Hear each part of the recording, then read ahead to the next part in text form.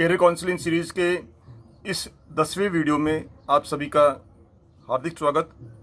बच्चों, आज हम चर्चा करेंगे क्लास 10वीं उत्तीर्ण करने के बाद में आपको कौन सा सब्जेक्ट लेना चाहिए, उसका चयन का जो है वो कैसे करें, वो उसका निर्धारण कैसे करें, क्योंकि काफ़ी असमंजस स्थिति में है और रहता है, पेरेंट्स को भी रहता है और स्टूडेंट्स आप लोगों को भी रहता है।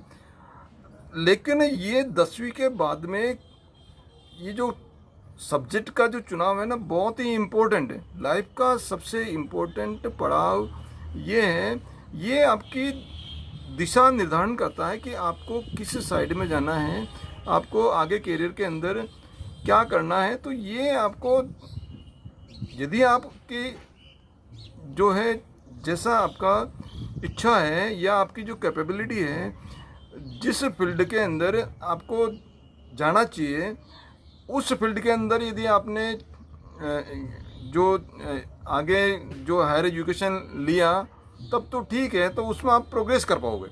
और यदि आपकी कैपेबिलिटी है या आपकी जो आंतरिक जो आपकी दक्षता है, उसके अनुसार उस लाइन के अंदर, उस करियर के अंदर आप नहीं जाकर यदि आपने दूसरा करियर गलती से जाने अनजाने में आपने चुन लिया, तो फिर उसके अंदर जितनी आपकी प्रगति जीवन के अंदर होनी चाहिए उतनी प्रगति आप नहीं कर पाएंगे। आप सभी अच्छी प्रगति करें, इसके लिए आपको 10वीं के बाद में कौन सा सब्जेक्ट लेना है, कौन सी स्ट्रीम में जाना है, साइंस में जाना है, कॉमर्स में जाना है या आर्ट्स में जाना है, इसका आपको सिलेक्शन करना बहुत ज़रूरी है। देखिए, यहाँ सबसे इम्पोर्टेंट पॉइंट मैं बता देता हूँ। कोई भी स्ट्रीम है उसकी वैल्यू कम या ज़्यादा नहीं है। ऐसा नहीं है कि कॉमर्स की वैल्यू ज़्यादा है साइंस से, या साइंस की वैल्यू कॉमर्स से ज़्यादा है, या आर्ट्स की कम है या ज़्यादा है। ऐसा कुछ नहीं है। सभी जो स्ट्रीम है उनकी वैल्यू समान है। देखना ये है कि आप कौन सी स्ट्रीम के लायक है, आपकी जो इंटरनल जो एफिशिएंसी है, इंटरनल जो कैपेबिलिटी है, वो कौन सी लाइन में जाने लायक है। उसमें आप जाओगे तो आप उस लाइन के अंदर टॉप पे पहुंच सकते हो। जनरली जो बच्चे कहाँ गलती करते हैं, बच्चे या पेरेंट्स या कुछ टीचर्स भी कहाँ गलती करते हैं, क्या करते हैं, हायर रैंक के बच्चे आए, उनको साइंस में भेज दिया, उससे मीडियम वाले कॉमर्स में भेज दिया, फिर आर्ट्स में भेज दिया।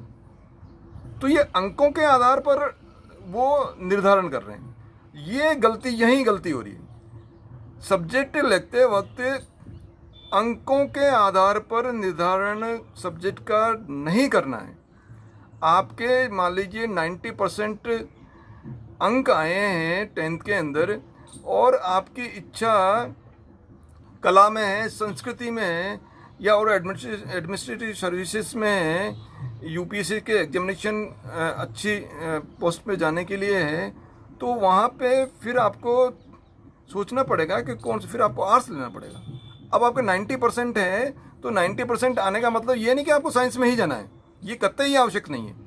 आपको वहाँ जाना है जहाँ आपको जिस फील्ड के अंदर काम करना अच्छा लगता है, जिस फील्ड के अंदर आपकी रुचि है, जिस फील्ड के अंदर आप बिना थके, आप आनंदित रूप में काम करते हुए आप उसका मज़ा ले सकें, उस फील्ड में जाना है। इसलिए यदि आपके अच्छे मार्क्स आए हैं तो ज़रूरी नहीं है कि आपको साइंस में, कोर्स में लेना है, कॉमर्स में लेना है, ऐसा कुछ नहीं। आपको निर्धारण जो करना है, अंकों के आधार पर निर्धारण नहीं करना है। निर्धारण आपकी जो इंटरनल क्षमता है, आपकी जो इच्छा है, और आपका जो आनंदित, किस फील्ड के अंदर, किस कैरियर के अंदर आप काम करते हुए अच्छा महसूस करोगे, तब आप जाके उस काम को अच्छा कर पाओगे और आप आनंद स्वरूप उस जीविका को आप अपना सकते हो। इसलिए जो आपको अच्छा लगता है, जिस फील्ड में आपको अच्छा लगता है, वो आपको चुनना है। अब आपको ये चुनाव करने के लिए आपको 4 स्टेप से गुजरना पड़ेगा। 4 स्टेप में स्टेप नंबर 1 में आपको पहले ये डिसाइड करना है कि आपका गोल क्या है, आपका उद्देश्य क्या है, आपकी लाइफ का उद्देश्य क्या है, आपको किस फील्ड में जाना है। आप अंधेरे के अंदर तीर चला रहे हैं, मान लीजिए अंधेरे के अंदर आप तीर चलाओगे तो आपको लक्ष्य पे लगेगा क्या, वो कहीं कहीं कहीं उस कोने में लगेगा, एक बार उस कोने में लगेगा, उस पर और कोने, क्योंकि आपको आपका लक्ष्य दिख ही नहीं रहा है। या आपने लिफाफा, आपने कुछ भी मैटर लिख के आप अपने साथी को भेजना चाह रहे हो, लिफाफे के अंदर आपने एड्रेस नहीं लिया, उसको आपने जो पोस्ट ऑफिस की जो पेटी है उसके अंदर डाल दिया, क्या वो आपके दोस्त के पास पहुंच पाएगा? नहीं पहुंच पाएगा। आपका जो उद्देश्य है वो पूर्ण नहीं हो पाए।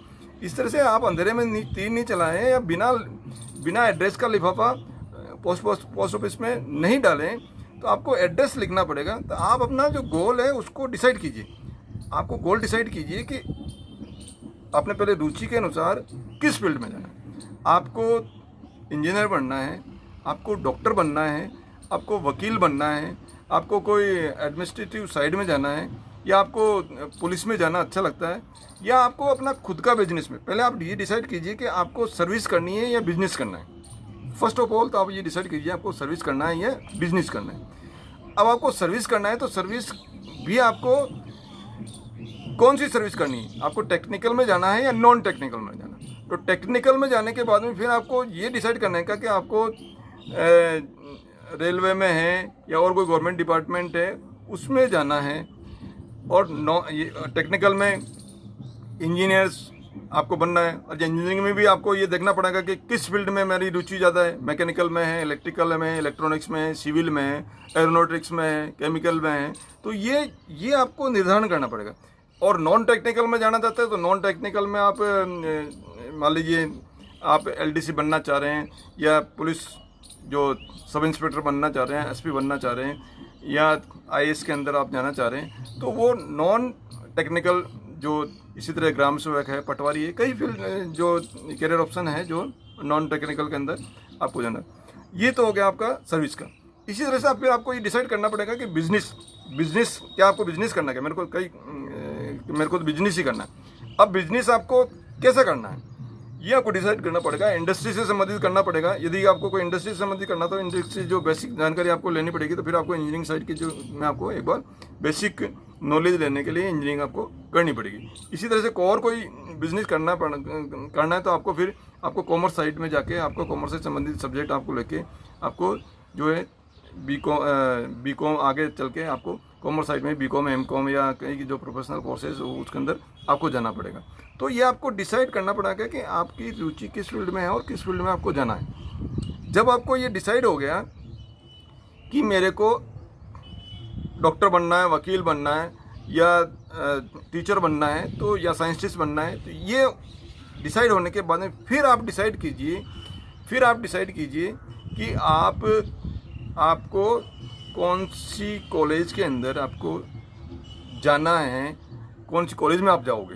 तो उसके अकॉर्डिंग फिर आपको सब्जेक्ट आपको लेने पड़ेंगे। यदि आपको लग रहा है कि मैं इंजीनियरिंग करना चाहता हूँ, तो इंजीनियरिंग करने के लिए फिर आपको जो 11th के अंदर आपको साइंस लेना पड़ेगा। साइंस में फिजिक्स, केमिस्ट्री, मैथमेटिक्स यानी PCM आपको लेना पड़ेगा। अब आपका ये इच्छा कि मैं डॉक्टर बनना चाहता हूँ, तो फिर आपको 11th के अंदर फिजिक्स, केमिस्ट्री, बायोलॉजी लेनी पड़ेगी। इसी तरह से आपको लगता है कि मैं बिजनेस करना चाहता हूँ, तो बिजनेस करने के लिए फिर आपको कॉमर्स के सब्जेक्ट लेने पड़ेंगे। तो 11th के अंदर आपको ये कॉमर्स लेनी पड़ेगी। इसी तरह से आपको मान लीजिए कोई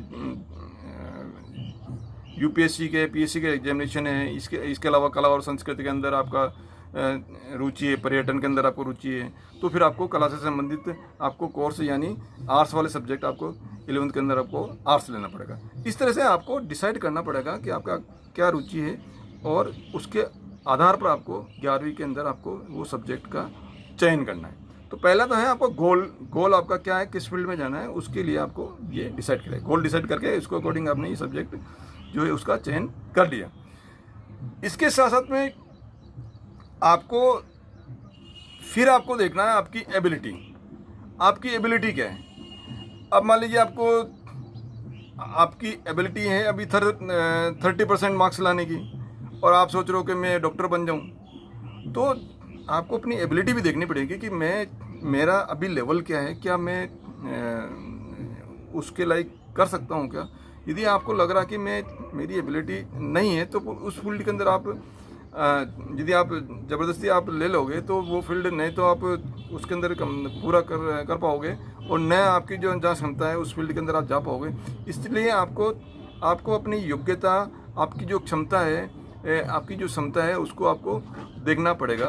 तो एबिलिटी में आप अपने खुद से पूछिए, आप खुद से ईमानदार रहिए, आप खुद से झूठ नहीं बोले, खुद से मन से पूछ के कि मेरी कैपेबिलिटी कितनी है, मेरी